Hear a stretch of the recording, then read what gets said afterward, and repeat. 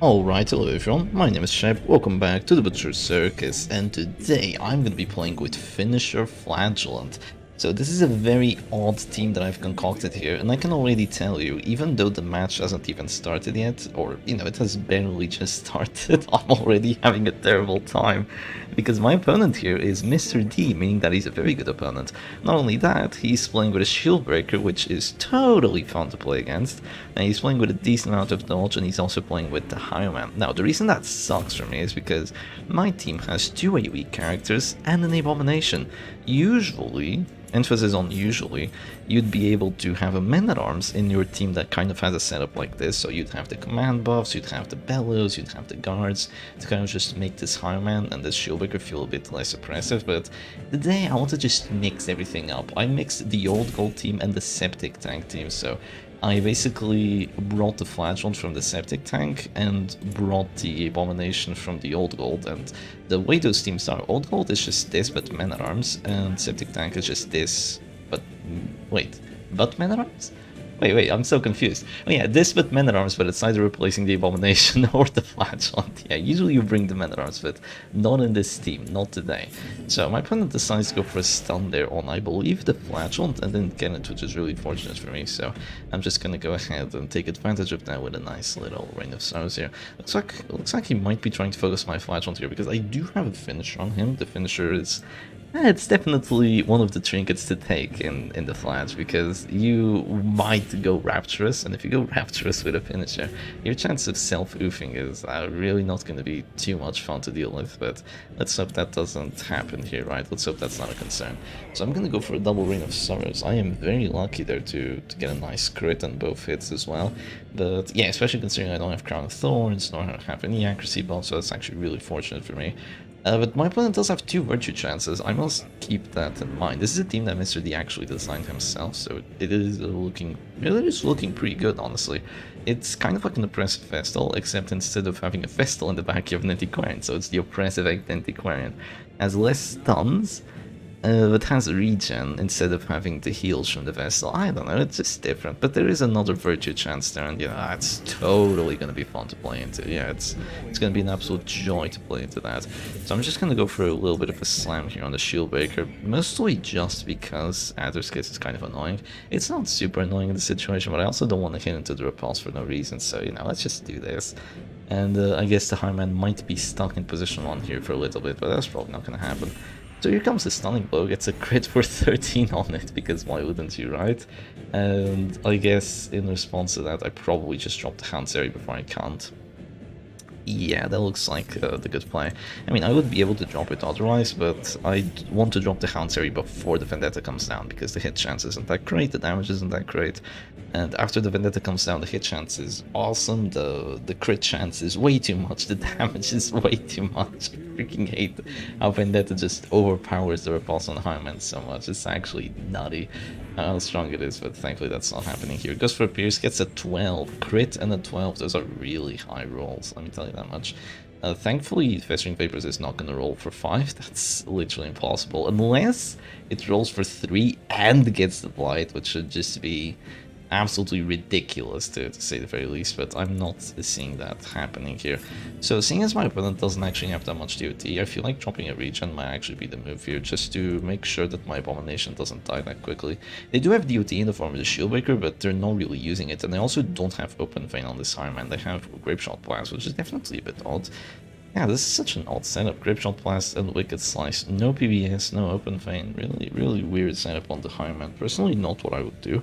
I would just try playing this team exactly like Oppressive Vestal, but just bring an Antiquarian at the back and just hope that it all works out right. Maybe if the Vestal gets banned or something, I'm not too sure, but they do go for the Wicked Slice here, so... Normally I would just click and then things would be quite bad, but not in this situation. I'm just gonna click, I'll be out of this store, and the regen is already giving me massive value, right? That is going to go away next round, but it probably won't matter all that much. They go for it, thankfully they don't do enough damage, and now I go for my Flagellant turn, which is just going to be a Rain of Sorrows here onto the Antiquarian once again. Another crit, once again on the Crusader, this time I actually get to bleed. That could be huge, actually, that could be huge. She has to keep spamming those Rejuvenating Vapors if she wants to stay alive.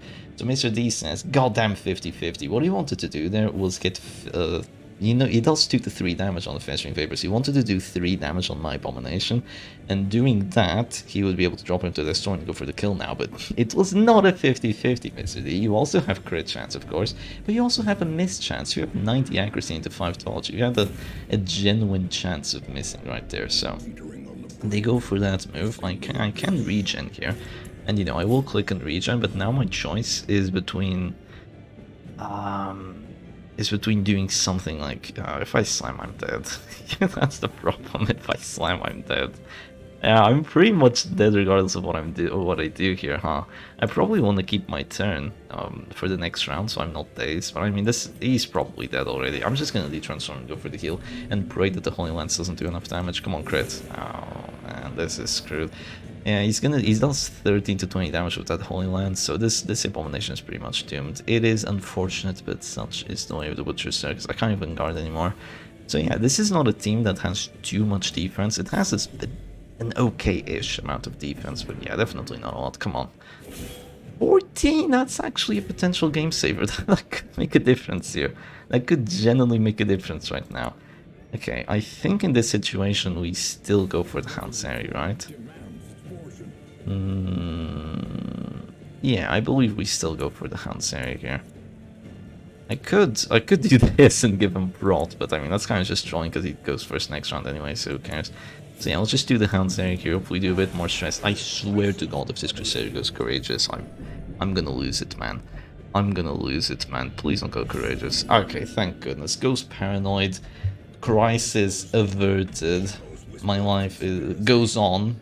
And doesn't just well, it would go on anyway, right? But it would just go on in a very, very unfortunate way, and you'd be witnessing a very annoyed shepherd doggy for the entire duration of the video. But thankfully, there is justice in this world, and Crusader goes Paranoid and not Courageous, which is a virtue that totally shouldn't exist in the Circus, but you know, I've said that so many times. I'd find it really odd if someone hasn't heard my vent about it yet.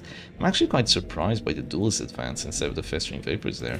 They don't have a finisher on that. Oh, they're dropping to their store here, actually. They are dropping to their store. Oh, I have the Festering Vapors. I'm gonna go for it, man. You know how it be, you know how it be. Yeah, they're taking 11 damage, they have 11 HP, I'm doing just enough, and I have Festering Vapors with the finish on Manticore, so I'm 100% gonna go for it.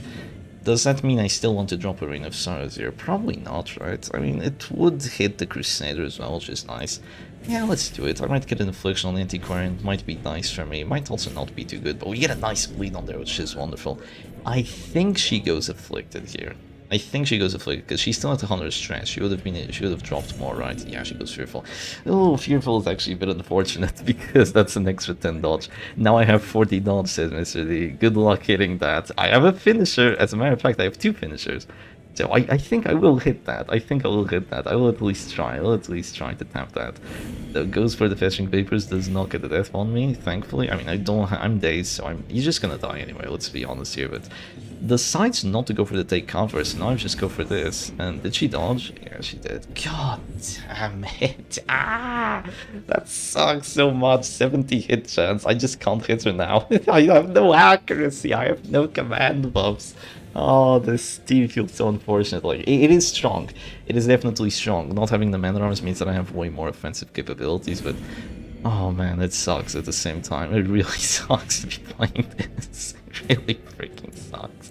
Okay, I'm gonna drop another Reign of Stars here, hopefully. Oh my god, a 70 and a 75, and they both whiff. Oh, she's gonna get another turn, isn't she? Oh man, I can't. Did I even get the bleed on the Crusader? I don't think I did. No, he was at 14 already. I didn't get the bleed on him. I mean, he's taking enough DOT to go down to this store here. He's screwed, let's be honest. He's screwed here. This Crusader's beyond screwed. But still, this Antiquarian surviving so long is going to make this match actually really freaking rough. It is. I'm very surprised the Highman still hasn't dropped the Vendetta. I mean, I see the Vendetta Deathbow now. There's no other thing you go for. You just go for the Vendetta Deathbow here and call it a day, right? No, it goes for the Wicked Slice and gets the confirmed Deathbow, but you did not get a Vendetta proc off of that, so I don't know, I just think it's an odd move.